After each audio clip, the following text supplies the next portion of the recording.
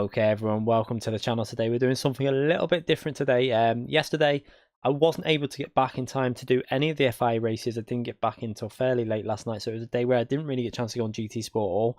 So we haven't got any race content in terms of FIA to upload, so we wanted to do something a little bit different and talk about, I mentioned it on a stream the other day about wanting to do something with regards to the situation within daily races, stuff that they need to change, things that I think could make the game a lot better, and stuff that Polyphony really need to start listening to the gamers in general about the views and stuff, and talk about and what they could do, give some ideas about how they could change stuff, and really just try and improve the game, because there's stuff without adding content that can be done to GT Sport to make, I think, the game more enjoyable for the majority of people. So the main concern at the moment obviously is the daily race situation. So let's just have a little look. For example, this week we have daily race A, which is 6 laps around the Autodrome Lego Maggiore, the center version, very short track, in a car that the Fiat 500. It might be fun, I'm not going to deny, some people are going to enjoy this, but I'll guarantee a lot of people will not even bother doing this race.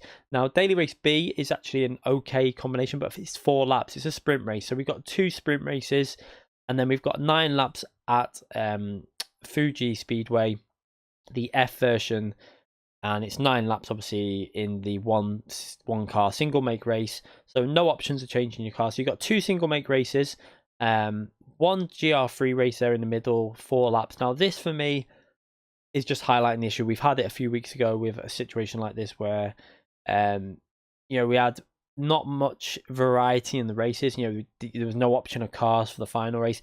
At the moment we've got to race these races for a full week, and I think a full week of this is too much. I think if it's, there is the option of adding more options, maybe I think 5 options would be okay. If they could change them 5 options then every 3 days, and if we could have more variety in the racing, the type of racing we're getting. I think at the moment we've got 2 sprint races and 1, not even, that isn't an endurance race. That's just a very short race. 9 laps isn't an endurance race at all. So I think we need to have an endurance race. I think we need to have just 1 sprint race, really. I think what they need to try and do is have at least 2 GR3, GR4, or GR2 or GR1 races a week. So 2 races need to be maybe a GR1 and a GR3. So that'll be 1 week. The next week you could have GR3 and a GR2. Just something, just so that we've got something with race cars every week where it's more distance based, and these could be the endurance races. And the type of distance I'm thinking for the endurance races that would be ideal, in my personal opinion, would be 40 minutes. I think, because you could go longer. I know I hear a lot of people mentioning, let's have 1.5 2-hour races. Now the problem with that is, on PC, yeah, for people that are paying the subscription and they're really into it. But on GT Sport, I think you will find a lot of people would just leave the lobbies. They won't finish the races. They'll disconnect, and I think it's too long. But 40 minutes, I think, is a nice in between, and I think it would bring a lot of people back into the game if they, if there was a 40-minute race, maybe 45-minute race at, say, a real racetrack in Group 3, compulsory pit stop, realistic settings, start us on lower fuel, so we have to pit for fuel, and open the options up with the tires. Maybe have 2 different types of tires that people can use, and I think you'll find that a lot of people will come back to the game if there's something like that to race. At the moment with the current situation, 3 races for 1 week for me personally is too long. I understand that some people do enjoy the ability to come on at any time, set a qualifying one day and then go on and race the next day. However, the current issue, I think, is kind of not favouring people like that, in my personal opinion, because it's favouring people that have got all day to sit there and just hammer away the time trial, get themselves higher than they really should be, and then they can just, do the odd race and that. And I think they need to go back to the system of either every day changing it, or add in some other options, like I say, the endurance races. And one thing that I would like them to do with the endurance races is have the qualifying like we do in the FIA. So get rid of this time trial qualifying. It's not realistic. It's not how qualifying should be done, in my personal view. I don't mind it for like sprint races and stuff like that. And then, if they were going to have these 3 races that are on there now, for example, I think it's fine for them. But in 2 other options, we need longer races, and let's have a qualifying. Let's not worry about time trial, because time trial has no relevance other than starting you on the grid. It doesn't actually get you into the top split races, your qualifying time. Your qualifying time is just about where you start in that race. Your driver rating and SR rating is what gets you into the top split races and what split you're in. So that's not going to change. You're still going to be in the top split races. It's just going to be down to a proper qualifying session like the FIA settings, and I think it'll be more enjoyable to race like that. And I think a lot of people would prefer that. I personally would like that more. You only need a 10-minute qualifying session and just enough time to get 2 laps in, maybe, and make it a bit more realistic and not down to who has the longest time to do time trial. So that's my idea for that. I think we need more options. We need more variety. We need at least 1 or 2 GR3, GR1, 2, 3, or 4 races a week. So 2 of them car classes in a race every week, and then have 1 sprint race, and then maybe 1 road car race every week, and then something that just changes randomly. It could be anything to like the X 2014 Red Bull car, something like that, just to add more variety in there.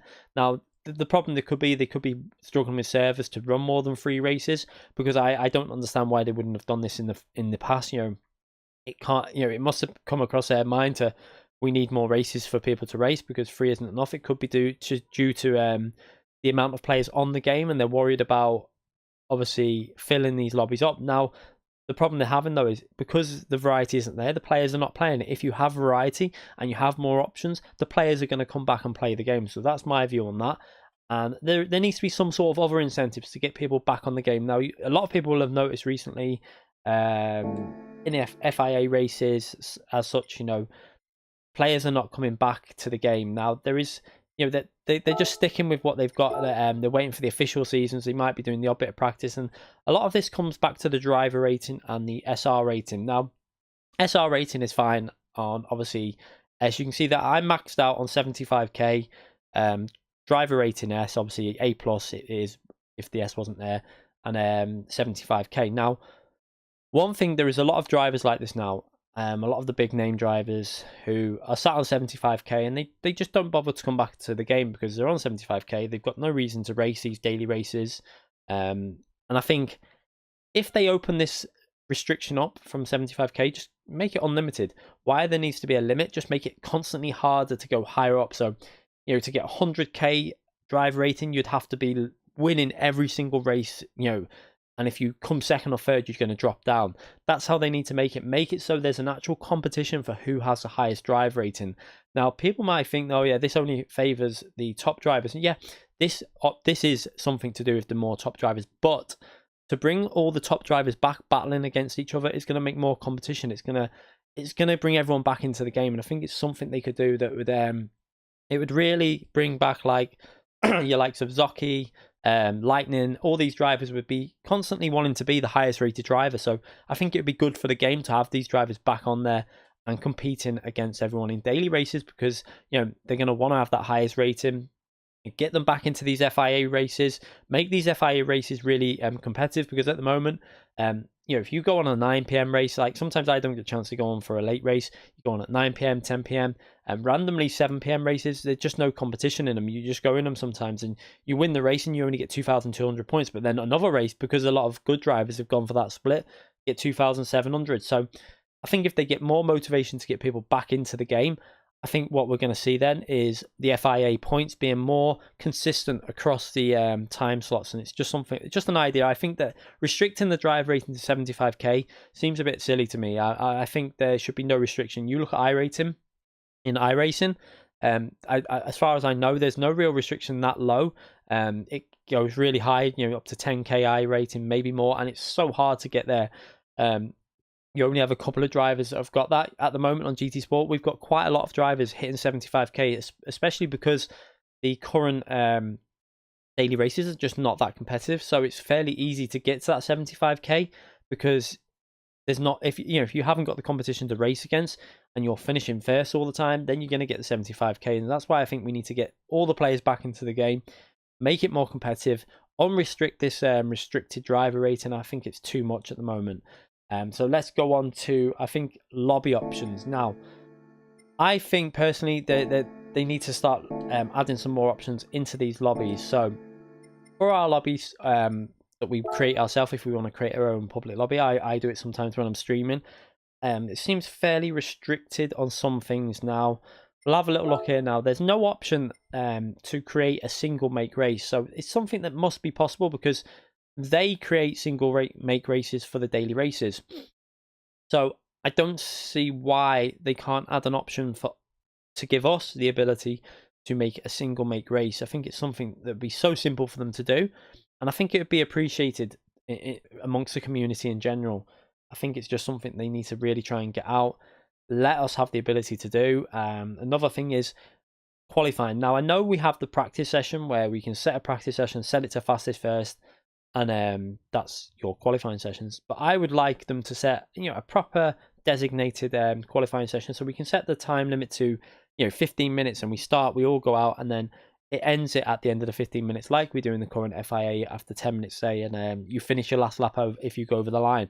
I think this would just make it a little bit more authentic, and not based on when the lobby host decides to start the qualifying, the practice session, and end the practice session. So it's a little bit more how it should be. A set time that you've got. That's how long you've got to qualify, and I think that would improve the lobby settings. Now, in general, the lobby settings are not too bad.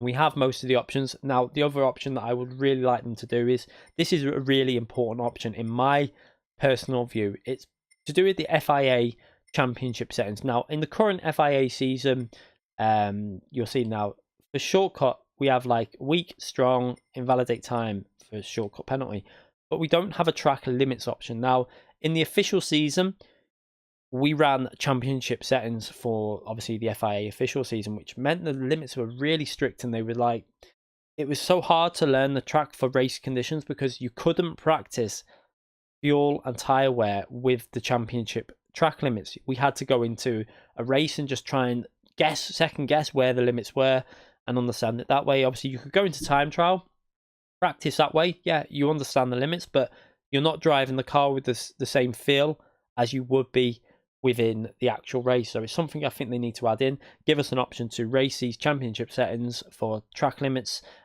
Some people might want to use it for their leagues. So, league racing might want to run championship settings to make the limits a little bit more strict, stop people extending or cutting or stuff like that.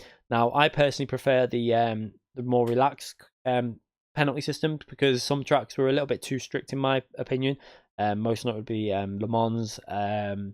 There's a few other tracks that I think it was Kyoto had some really bizarre track limits where you lose time and it gave you a penalty of like 4 or 5 seconds. So that was a little bit too strict, and I think hopefully they'll have a look at that in the future for future FIA races and just weaken them up a bit and make it a little bit more realistic to how racing should be.